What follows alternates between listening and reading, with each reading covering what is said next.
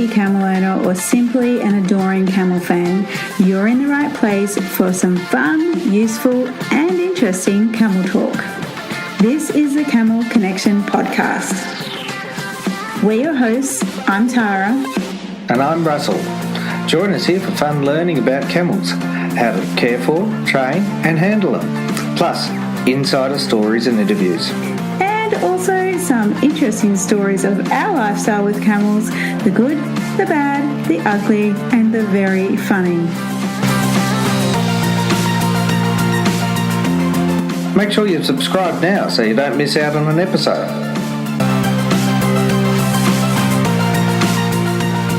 Now, some of these podcasts are an audio take of our video, so be sure to check those out on our blog for lots of how-to visuals and, of course, lots of camels. This is your one and only go-to podcast, all about camels.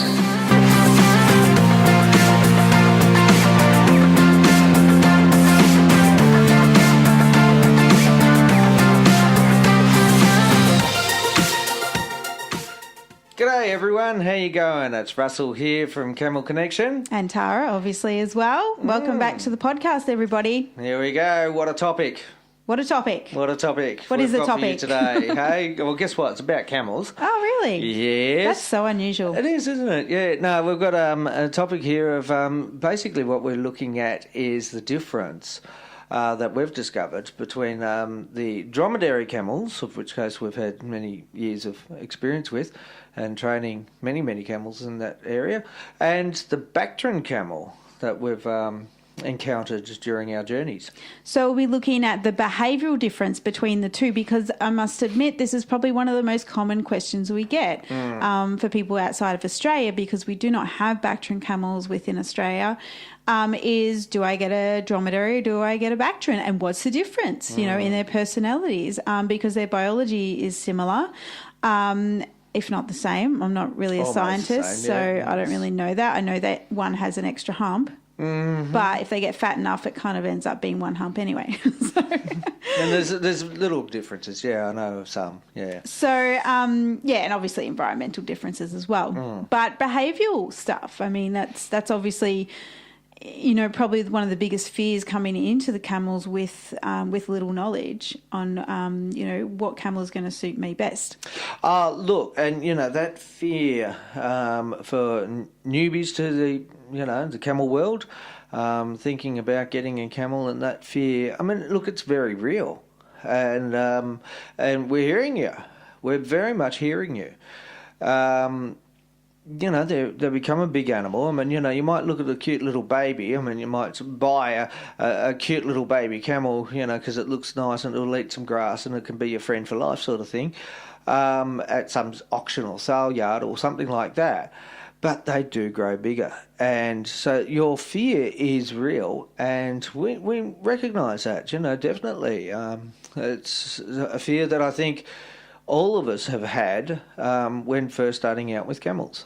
Well, and I think it's really natural to have a fear with any large animal. I think that fear also translates to respect as well. So you start to consider doing things differently and all those sorts of things. So yeah, what I'm more talking about is that if you're going to go into horses, I mean, how many horse trainers, how many horse people are out there? I mean, there's a horse in every paddock almost,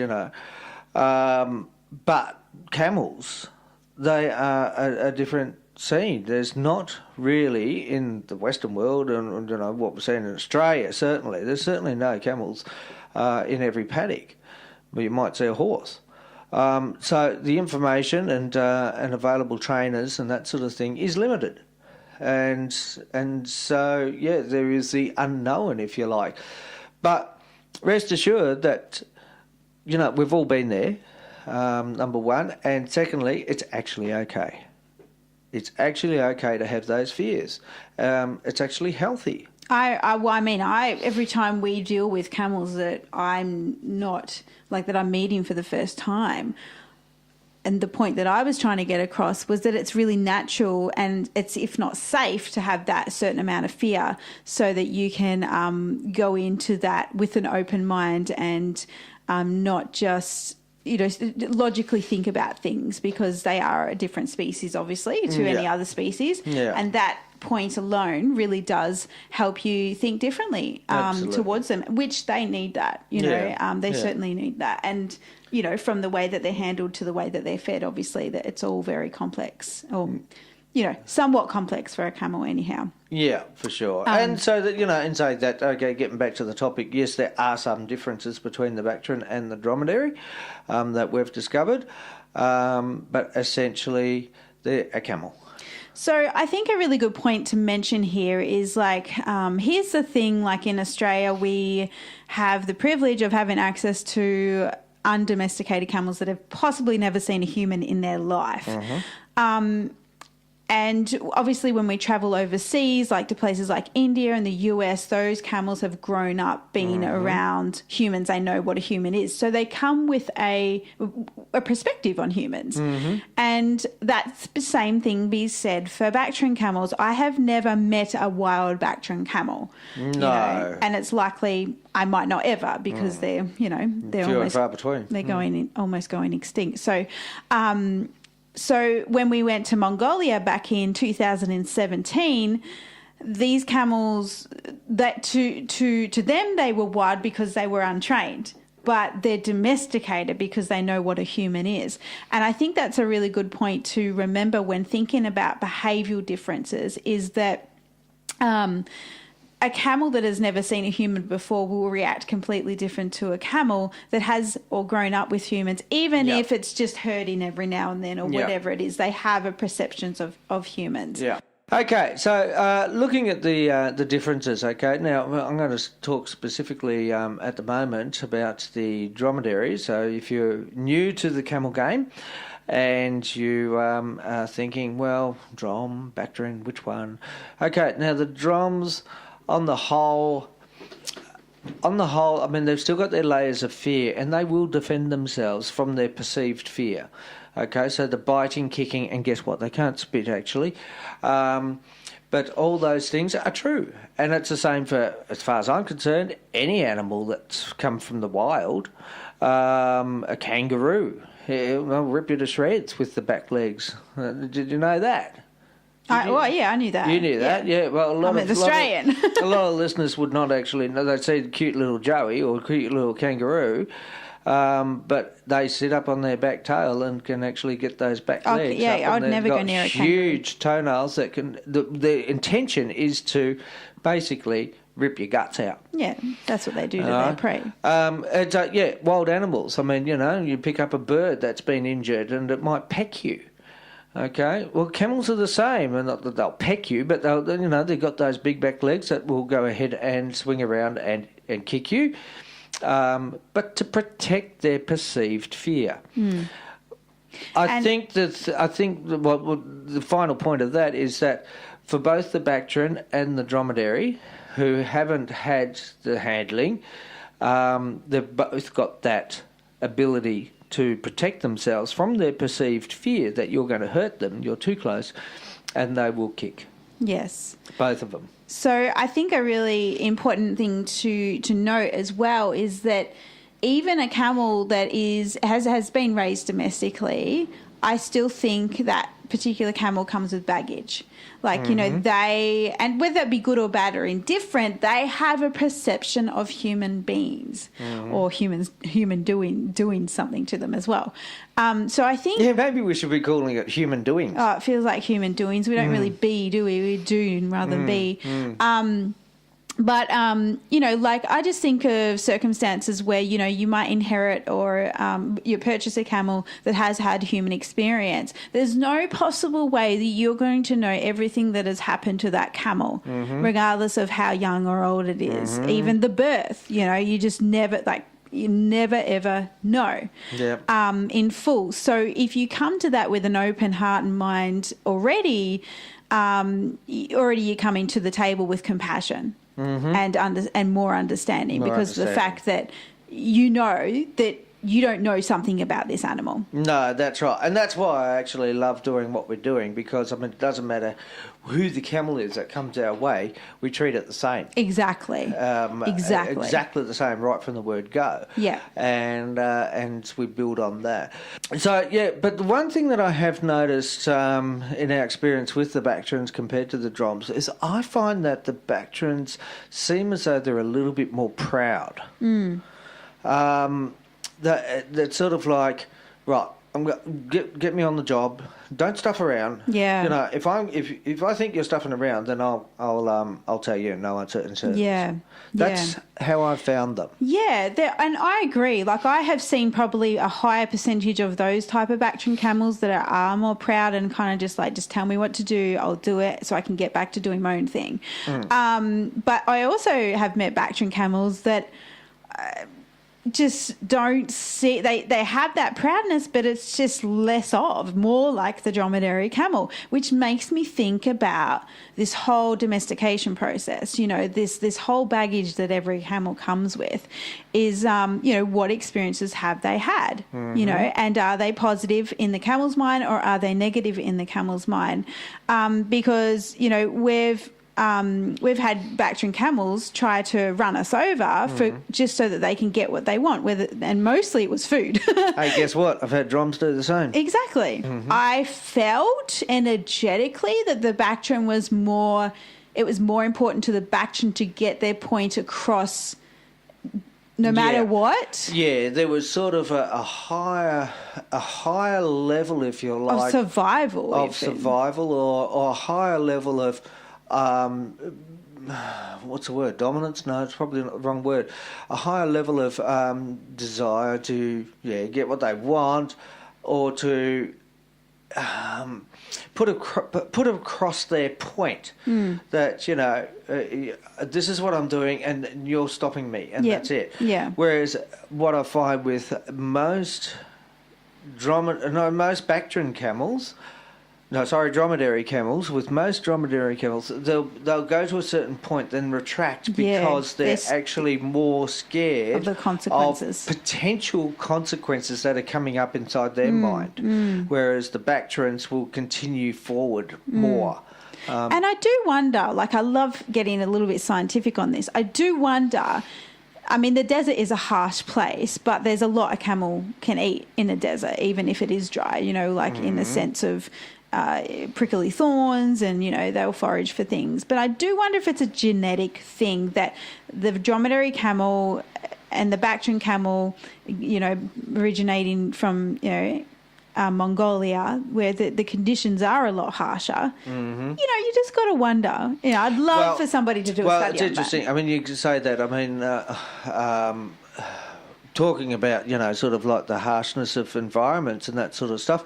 I mean, there's a bit of a saying here in Australia with regards to pastoralism, and of course you've got different types of environments. You've got pastoral country, and some, you know, is lush and green and all that sort of thing, and then others are, you know, tough desert country. And the saying is, well, tough country, tough people. Yeah. Maybe that's the same with the Bactrians, I'm not sure. But I do remember one of the trainers that we encountered, a lovely fellow, Siddy, in the United States. Loads of experiences. Originally from the Sahara Desert. Yeah. And you know, loads of experience, loads of knowledge. And we were doing stuff with the Bactrian camels, and he was at this particular ranch. And he said, you know about the Bactrian camels, they'll play with your head, which I found really interesting. I could see what he was talking about. Yeah, I could feel what he was talking about in that sense, that they do play with your head a bit more than like they will try to manipulate the circumstance almost to in their favour. Yeah.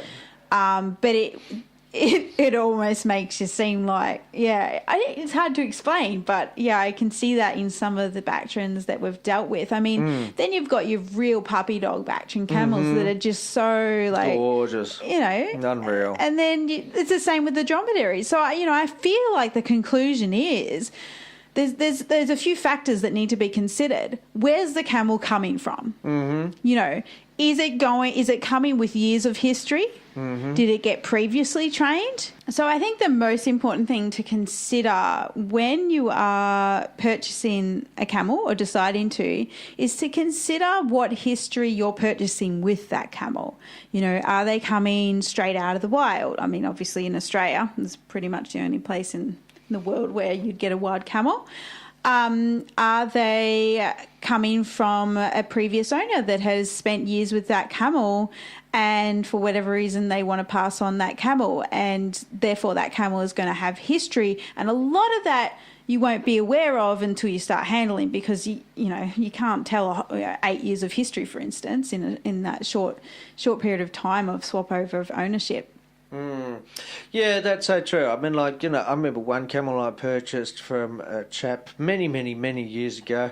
It had been a working camel, worked in an operation, and the reason why he was selling that camel was because he made a groaning noise when people got onto his back in the riding operation that he had, and he said that that scared the kids.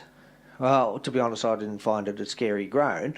But anyway, for him and his operation and for what he wanted for his operation, that camel was unsuitable. And he was an older camel, and I wanted an older camel. All right? I wanted an anchor for a string. And so he was perfect for me. So one man's, for want of a better word, trash, was my treasure.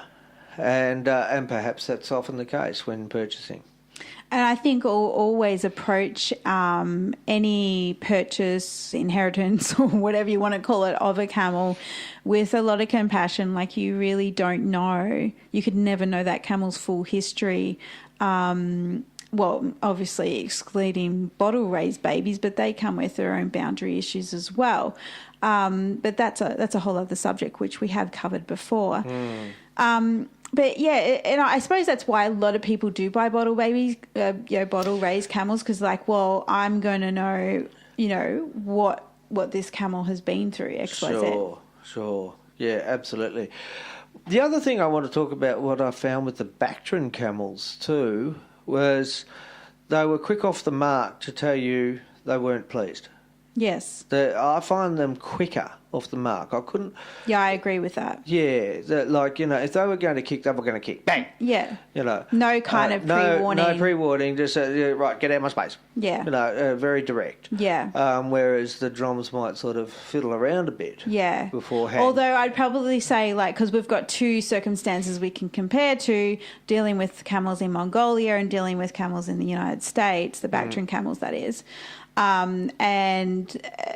Both completely different countries, both completely different circumstances. The Bactrian camels in Mongolia were hungry compared to the camels that were in the United States. Time, yeah. But I do see that there is that quicker reaction to defensiveness. Yeah. And so would you conclude that is because they have this higher fear level? Because, if we're talking about fear, we know that dromedaries are extremely timid animals.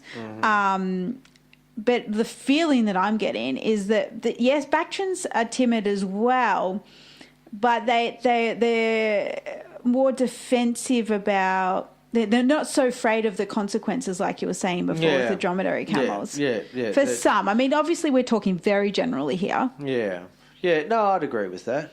Yeah, generally speaking. Because, this is the thing about, talking about dromedary camels versus Bactrian behaviours, is the thing you need to consider is that every camel, whether they have one or two humps... has its own personality. Yeah, only its personality. There's no real answer to this question. No. We would never say, definitely get something over something else, because there is no right answer to this. You've got to follow your intuition and follow your heart. Yeah. And one thing, look, if you are new and you're thinking about purchasing, okay, and you're going to be spending your good hard-earned dollars, now here in Australia, in between, if you're looking at... buying a fresh camel that hasn't been handle trained or all that sort of stuff. You're you're looking at, $1,000 or so, I think, is, fairly reasonably much the price that's out there at the moment. Maybe a bit more. It can go up to 3,000 depending on who's selling. Yeah, and then, trained camels, 3,000 to 5,000, it all depends, 8,000, I suppose, if it's in a train as a business, you're selling, someone's selling a business. America, what are you looking at? 7,000 for a new little fella, camel, roundabout. Something like that. Yeah, 5,000 to 7,000, USD. right up to 15, even 20,000. I think I've seen in ads for camels. So, look, it's like buying, if you're going to purchase a car. Okay, well, you sort of know what sort of car you're going to get. Will it be a 2-door or a 4-door? There you go. It's got to do with, one hump or two, isn't it? And what sort of car are you going to have? You're going to have something that's fresh out of the showroom, which is under warranty, but, has...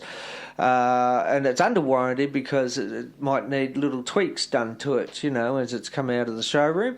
Or you're going to buy something that's, a couple of years old that, all those little tweaks have been worked out, mechanically. And so you're getting a car, but it's less in price, or treat it like that. Really give it some thought as to what you're actually wanting to purchase. So if you've already made up your mind, okay, Bactrian or Dromedary, or both. Some people do both. You don't actually have to go for the first camel that you come across, and just like a car, give it a test run. All right, just give it a test run. See what sort of kick these guys have got, if any. See if the owner's saying, "Oh, it's a trained camel." Well, have a look. We should do a video on that. Hey, how to choose a camel and test it, basically. Yeah. Because a lot of people buy camels, and then we've had secondhand camels because it didn't really secondhand camels. Yeah. But they weren't what we expected. Yeah, definitely. Definitely test run your camel. Okay. Test run your camel, and don't sort of make that decision too lightly, because all being well, you're looking at the 35 years, 40 years that the camel might last to, might live to. Which goes back to really having confidence in yourself and your camel skills on what to look for. And what I appreciate the most is you amazing people out there who have come to us before. Like you think maybe you'll get a camel, and then you come to us and you do the courses, and you just, you really get into the theory of how a camel thinks and behaves. You do our online courses, you do our in-person courses, and then you decide to make that decision. And 99.9% of people make the decision, yes, the camels are for me. I've had that 1% that I'm thinking in my head that camels aren't for me. Yeah. So that is, I really commend you guys that do that. And we recommend that for anybody who is considering camels. Do your homework. Yeah. Do the courses. Invest now so you don't make a big investment of, like I know in the States, 15 grand, and it turns out, not quite what I had in my mind, sort of thing. Yeah, exactly. And there's lots of free resources here on our blog, on our podcast. Like, we just pump out the information for people who are new to camels, for people who've had some experience. It's so important to get that information. Absolutely. And we're doing that because why? We didn't have it. Yeah, that's exactly it. Yeah, it was tough, I must admit. And so glad that we're able to do this for everyone. Yeah. Makes it for better. One thing's for sure, that regardless of whether or not you decide Bactrian or Dromedary, for whatever reasons, okay, I guarantee you're going to go through some stuff which you think, geez, why'd I do that? But then, as things get better and you've gone through, the training, and you're working your camel, and you getting the camel's skill level up, and your skill levels are increasing as well, you're going to fall in love with these guys, whether it be Bactrian or Dromedary. You're just going to fall in love with them. They are an amazing creature, and that's why I'm still here. Yeah. I've had a number of careers in my lifetime, and yet camels is the longest lasting one. That's for me too, actually. Yeah, no, just amazing animals, one way or the other. Yeah. Yep. Yeah. All right, guys. So go out there, make your informed decisions, do your homework. We've got lots of other podcasts, obviously, on our blog, and, got lots of YouTube videos as well. And also we are actually, if you have a thing for Bactrian camels and you're curious about them and more interested in learning more about them and having an adventure at the same time, we have something pretty amazing that is coming up in September of this year. We're taking a small group of people out to their Altais, I think that's how you say it, in Mongolia, and we are going to purchase domesticated but untamed camels, Bactrian camels. We're going to train them and we're going to take them for a trek to another little village. When I say village, it's like, 100 kilometres away. Yeah. And to a camel festival there, which Fantastic. is kind of similar to what we did in India, but obviously we'll be in a completely different country. So if you love the sense of adventure and you love animals, you love camels, and you'd love to go experience the camels in their natural habitat, the Bactrian camels in their natural habitat in Mongolia. Well, sort of like, the images come across, of this particular trip and, to actually have those types of camels, which is what you probably come across anyway if you're in the States, for example, Bactrian camels, and you're new to this game. I mean, here's the opportunity of actually not only, as you said, have the adventure, but to gain those skills and the confidence so that going back home, then you think, okay, right, I've made my decision. It's either going to be yes or no. And you've got, something to work on. You've got a platform. You've actually laid down foundations. Yeah, a lot of people have done it like that. And, of course, it's a holiday as well, so why wouldn't you? I mean, we're going to be hanging out with the eagle hunters of the Altai region in Mongolia, which is something I've always personally wanted to do. I'm fascinated by their way of living. And, I mean, last time we went to Mongolia, we were only about an hour out of the city. So this is freaking remote. We have to catch a plane from the major city to this. It's very, very rural.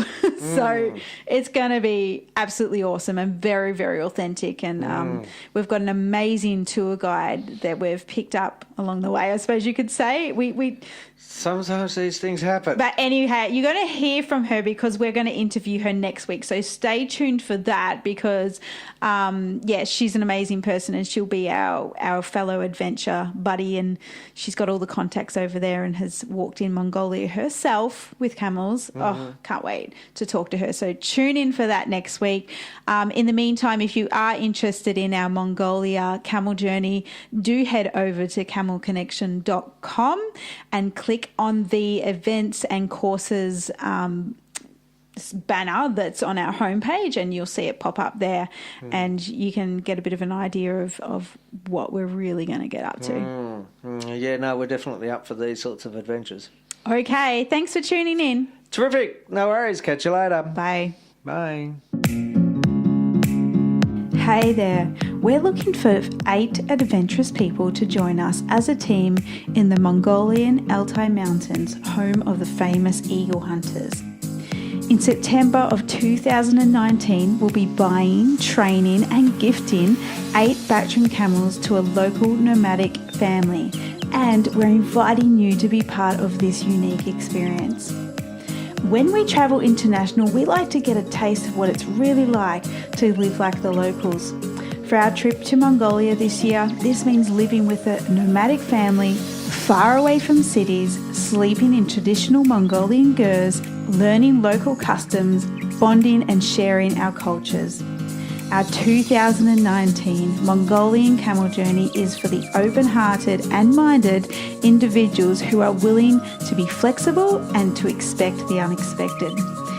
We'll be spending 5 days training at 8 Bactrian camels using our Camel Connection trust-based camel training in preparation for our camel trek to a local camel and eagle festival, and of course their new home with a nomadic family. We're looking for adventurous camel lovers, people willing to work in a team and be flexible, and of course willing to have the time of their lives. Trips like this will open your heart and mind and leave lasting impressions which you just cannot find anywhere else. To find out more about our 2019 Mongolian camel journey and to apply before applications close, visit camelconnection.com/Mongolia.